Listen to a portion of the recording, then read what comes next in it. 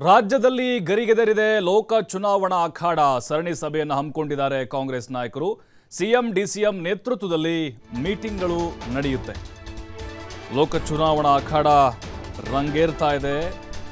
ಚುನಾವಣೆ ದಿನಾಂಕ ಹತ್ತಿರ ಬರ್ತಿದ್ದ ಹಾಗೆ ಸರಣಿ ಸಭೆಯನ್ನು ಹಮ್ಮಿಕೊಂಡಿದ್ದಾರೆ ಕಾಂಗ್ರೆಸ್ನ ನಾಯಕರು.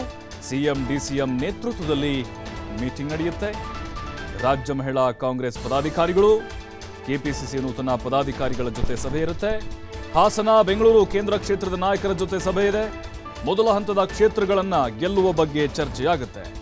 ಮುಖಂಡರು, ಪದಾಧಿಕಾರಿಗಳಿಗೆ ಸಲಹೆ ಮತ್ತು ಸೂಚನೆಗಳನ್ನು ಡಿಕೆ ಶಿವಕುಮಾರ್ ಹಾಗೆ ಸಿದ್ದರಾಮಯ್ಯನವರು ಕೊಡಲಿದ್ದಾರೆ. ನೋಡಿ, ಎಲ್ಲೆಲ್ಲಿ ಯಾವ ಕ್ಷೇತ್ರಗಳು ಕಾಂಗ್ರೆಸ್ಗೆ ಸವಾಲಾಗಿದೆಯೋ ಅಂಥ ಕ್ಷೇತ್ರಗಳ ನಾಯಕರ ಮೀಟಿಂಗನ್ನು ಕರೆದಿದ್ದಾರೆ. ಎಲ್ಲವೂ ಅಷ್ಟು ಈಸಿ ಅಂತಂದಲ್ಲ.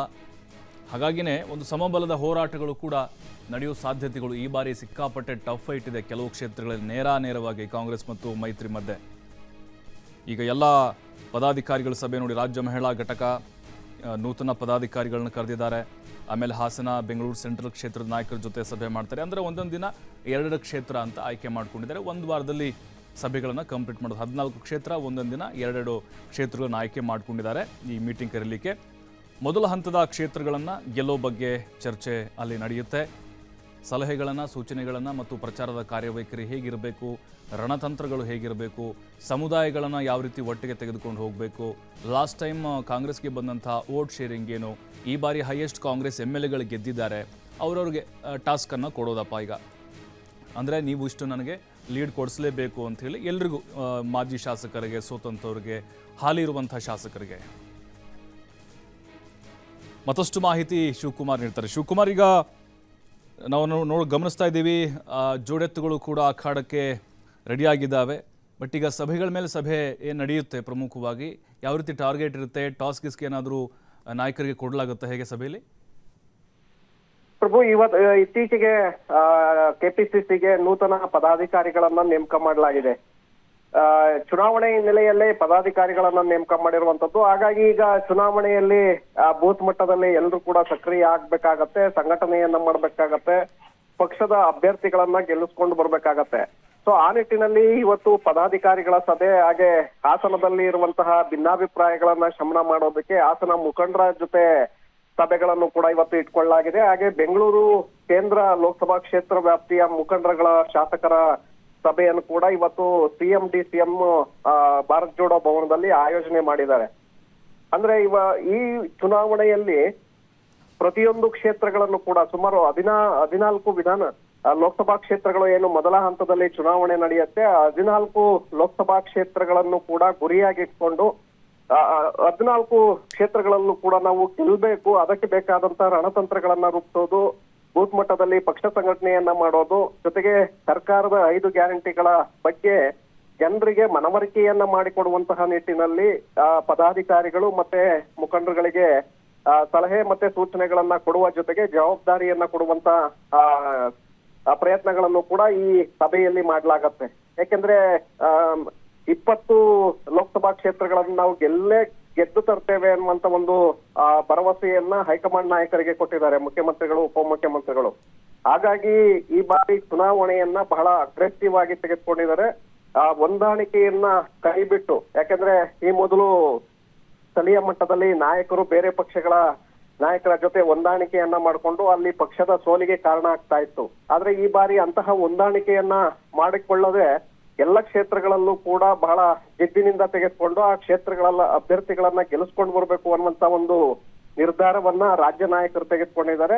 ಹಾಗಾಗಿ ಮುಖ್ಯಮಂತ್ರಿಗಳು ಹೆಚ್ಚಿನ ಒತ್ತನ್ನ ಕೊಡ್ತಾ ಇದ್ದಾರೆ. ಪ್ರತಿಯೊಂದು ಕ್ಷೇತ್ರಕ್ಕೂ ಕೂಡ ಹೆಚ್ಚಿನ ಗಮನವನ್ನ ಹರಿಸ್ತಾ ಇದ್ದಾರೆ. ಹಳೆ ಮೈಸೂರು ಭಾಗದಲ್ಲಿ ಒಕ್ಕಲಿಗ ಸಾಮ್ರಾಜ್ಯ ಏನಿದೆ, ಹಿಡಿತದಲ್ಲಿರುವಂತಹ ಕ್ಷೇತ್ರಗಳಲ್ಲೂ ಕೂಡ ಹೆಚ್ಚಿನ ಪ್ರಭಾವವನ್ನ ಬೀರುವಂತ ಒಂದು ಪ್ರಯತ್ನವನ್ನ ಮಾಡ್ತಾ ಇದ್ದಾರೆ. ಆ ಕಾರಣಕ್ಕೆ ಸರಣಿ ಸಭೆಗಳನ್ನ ಆಯೋಜನೆ ಮಾಡಿರುವಂತದ್ದು. ಪ್ರಭು ಶಿವಕುಮಾರ್, ಈಗ ನಾಳೆ ಇನ್ನು ಕುರುಡುಮಲೆಯಿಂದ ಪ್ರಚಾರ ಸಿಗುತ್ತೆ, ಕಾಂಗ್ರೆಸ್ ಚಾಲನೆ ಸಿಗುತ್ತೆ.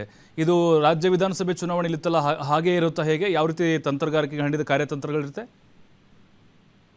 ಪ್ರಭು, 6ರಿಂದ ಕುರುಡುಮಲೆಯಲ್ಲಿ ಅಧಿಕೃತ ಪ್ರಚಾರ, ಯಾಕಂದ್ರೆ ಈಗಾಗಲೇ ಪ್ರಚಾರ ಕಾರ್ಯಕ್ರಮಗಳು ನಡೀತಾ ಇದೆ. ಆದ್ರೆ ಅಧಿಕೃತ ಪ್ರಚಾರ ಕಾರ್ಯಕ್ರಮವನ್ನ ಅಂದ್ರೆ ನಿರಂತರವಾಗಿ ಇನ್ನ ಪ್ರಚಾರ ಕಾರ್ಯಕ್ರಮಗಳನ್ನ ಆಯೋಜನೆ ಮಾಡುವಂತಹ ಹಿನ್ನೆಲೆಯಲ್ಲಿ ನಾಳೆ ಅಧಿಕೃತವಾಗಿ ಚಾಲನೆಯನ್ನ ಕೊಡಲಾಗ್ತಾ ಇದೆ. ಕೋಲಾರ ಮುಳಬಾಗಿಲು ತಾಲೂಕಿನಲ್ಲಿರುವಂತಹ ಕುರುಡುಮಲೆ ಗಣೇಶನಿಗೆ ವಿಶೇಷ ಪೂಜೆಯನ್ನ ಸಲ್ಲಿಸುವ ಮೂಲಕ ಅಲ್ಲಿಂದ ಪ್ರಚಾರಕ್ಕೆ ರಣದೀಪ್ ಸಿಂಗ್ ಸುರ್ಜೇವಾಲಾ ಅವರು ಚಾಲನೆಯನ್ನ ಕೊಡಲಿದ್ದಾರೆ. ಮುಖ್ಯಮಂತ್ರಿಗಳು ಉಪಮುಖ್ಯಮಂತ್ರಿಗಳ ನೇತೃತ್ವದಲ್ಲೇ ಈ ಪ್ರಚಾರ ಕಾರ್ಯಕ್ರಮಗಳು ನಿರಂತರವಾಗಿ ನಡೆಯುತ್ತೆ. 14 ಲೋಕಸಭಾ ಕ್ಷೇತ್ರಗಳಲ್ಲೂ ಕೂಡ ಇಬ್ಬರು ಒಟ್ಟಾಗಿ ಪ್ರತ್ಯೇಕವಾಗಿ ಪ್ರಚಾರ ಕಾರ್ಯಕ್ರಮಗಳನ್ನ ಮಾಡದೆ ಇಬ್ರು ಒಟ್ಟಾಗಿ ಪ್ರಚಾರ ಕಾರ್ಯಕ್ರಮಗಳನ್ನ ಆಯೋಜನೆ ಮಾಡಲಾಗಿದೆ. ಕುರುಡುಮಲೆಯಲ್ಲಿ ವಿಶೇಷ ಪೂಜೆಯನ್ನ ಸಲ್ಲಿಸಿದ್ರೆ ದಿಗ್ವಿಜಯ ಆಗತ್ತೆ ಅನ್ನುವಂತ ಒಂದು ನಂಬಿಕೆ ಇದೆ. ಹಾಗಾಗಿ ಕಳೆದ ವಿಧಾನಸಭಾ ಚುನಾವಣೆಯಲ್ಲೂ ಕೂಡ ಕುರುಡುಮಲೆಯಿಂದಲೇ ವಿಶೇಷ ಪೂಜೆಯನ್ನ ನೆರವೇರಿಸಿ ಪ್ರಚಾರ ಕಾರ್ಯಕ್ರಮಕ್ಕೆ ಚಾಲನೆಯನ್ನ ಕೊಡಲಾಗಿತ್ತು. ಅದಕ್ಕೆ ಮುನ್ನ SM ಕೃಷ್ಣ ಅವರು ಕೂಡ ಪಂಚಜಿನ್ಯ ಯಾತ್ರೆಯನ್ನ ಅಲ್ಲಿಂದಲೇ ಪ್ರಾರಂಭ ಮಾಡಿದ್ರು. ಸೊ ಹಾಗಾಗಿ ಅಲ್ಲಿ ಯಾತ್ರೆಯನ್ನ ಯಾರು ಚಾಲನೆಯನ್ನ ಕೊಡ್ತಾರೆ ಅವರಿಗೆ ಯಶಸ್ಸು ಕಟ್ಟಿಟ್ಟ ಬುತ್ತಿ ಅನ್ನುವಂತ ಒಂದು ನಂಬಿಕೆ ಇದೆ.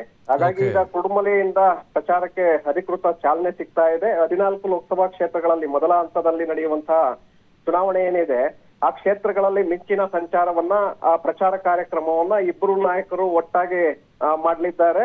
ಇಬ್ಬರ ಒಂದು ಜೋಡೆತ್ತುಗಳ ಒಂದು ಪ್ರಚಾರಕ್ಕೆ ರಾಜ್ಯ ಉಸ್ತುವಾರಿ ಆಗಿರುವಂತಹ ರಣದೀಪ್ ಸಿಂಗ್ ಸುರ್ಜೇವಾಲಾ ಅವರು ಕೂಡ ಸಾಥನ್ನ ಕೊಡಲಿದ್ದಾರೆ. ಈ ಮೂಲಕ 14 ಲೋಕಸಭಾ ಕ್ಷೇತ್ರಗಳನ್ನು ಕೂಡ ಗೆಲ್ಲಬೇಕು ಅನ್ನುವಂತ ನಿಟ್ಟಿನಲ್ಲಿ ಸಾಕಷ್ಟು ರಣತಂತ್ರಗಳನ್ನ ಈ ಬಾರಿ ಮಾಡಿದ್ದಾರೆ. ಸ್ಥಳೀಯ ಮಟ್ಟದಲ್ಲಿ ಬೇರೆ ಪಕ್ಷಗಳಲ್ಲಿರುವಂತಹ ಮುಖಂಡರುಗಳನ್ನು ಕೂಡ ಆಪರೇಟ್ ಮಾಡುವಂತದ್ದು, ಬೂತ್ ಮಟ್ಟದಲ್ಲಿ ಮನೆ ಮನೆಗೆ ತಲುಪುವಂತ ಒಂದು ಕೆಲಸ, ಜೊತೆಗೆ ಸರ್ಕಾರದ ಗ್ಯಾರಂಟಿಗಳನ್ನ ಜನರಿಗೆ ತಲುಪಿಸುವಂತ ಒಂದು ಪ್ರಯತ್ನಗಳನ್ನು ಕೂಡ ಈಗಾಗಲೇ ಕಾಂಗ್ರೆಸ್ ನಾಯಕರು ಮಾಡ್ತಾ ಇದ್ದಾರೆ. ಹಾಗಾಗಿ ಹೆಚ್ಚಿನ ಸೀಟುಗಳನ್ನ ಗೆಲ್ಲುವಂತಹ ವಿಶ್ವಾಸವನ್ನ ಕಾಂಗ್ರೆಸ್ ನಾಯಕರು ಇಟ್ಕೊಂಡಿದ್ದಾರೆ. ಪ್ರಭು, ಥ್ಯಾಂಕ್ ಯು ಶಿವಕುಮಾರ್ ಮಾಹಿತಿಗಾಗಿ.